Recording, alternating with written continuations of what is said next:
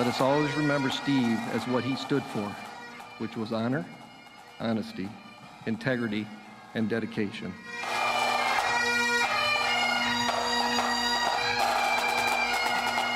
His legacy will forever live on in Lansing, illuminating the path for future generations of public safety professionals. You saved lives and you changed them. Who's doing it? You were doing it. So I took my bracelet off, my black bracelet that day, and I said, Steve, it's time to go home. Dispatch, Captain Stephen Babcock. It is our deepest regret to announce the passing of Captain Stephen Babcock.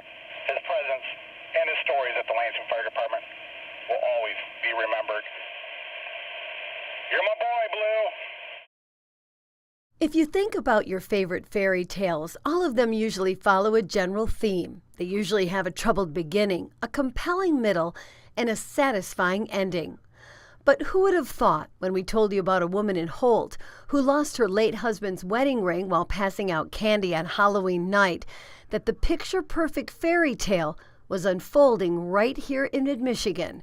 It's a story our photographer, Connor Wilton, is going to tell us chapter by chapter, starting with what was a glimmer of hope.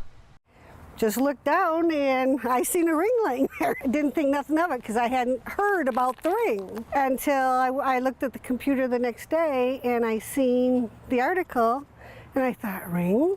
Oh my gosh, I just found one last night. If it's hers, I'm glad that she would get it back. And if this isn't it, I hope she finds it because I know, after losing a husband, if this is one thing that meant a lot to her. So we had a crew drive to Mason, pick up that ring, and take it to Holt, where Catherine Tucker, the woman who's been frantically searching for her late husband's ring, lives. If this is it, you can go ahead and open that up. All right. It's not. I don't think. No, it's not. His was heavier. It's the right size. So this is a good example. At this point, I think it's probably, if I'm going to find it, maybe it's in the yard. I would walk over here too. Okay, so this whole area would probably be... This whole, like right in here. It has like the company writing on it. Oh, it has a stamp, yeah. I don't have a lot of meaningful things from my husband. I just want it back.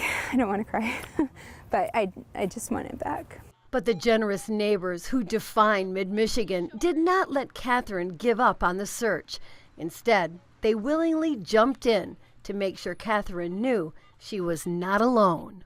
We swept the yard. I think it was probably for about an hour and a half, and we said, okay, 10 more minutes, and then we'll just give it up. And we found it, and it was over there, and I have my ring back, so I'm so thankful to people in the community because I would never have found it by myself. It was just in the grass, and he said it was about an inch down because of all of the rain. It's the most bizarre feeling to have it back. It doesn't feel real, right? Yeah. I just keep thinking it's not. I didn't think I would ever get back. Just thank you. Thank you to everyone. Thank you to people who cared and got me the help that I needed to find it. This year, it's a little bit different because we brought our earplugs.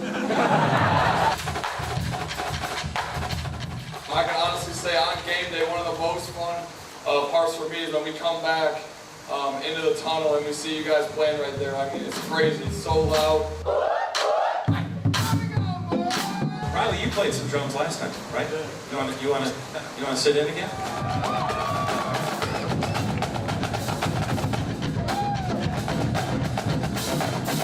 So this is the run-on step that the Spartan Marching Band has used for over 60 years, coming out of the tunnel. I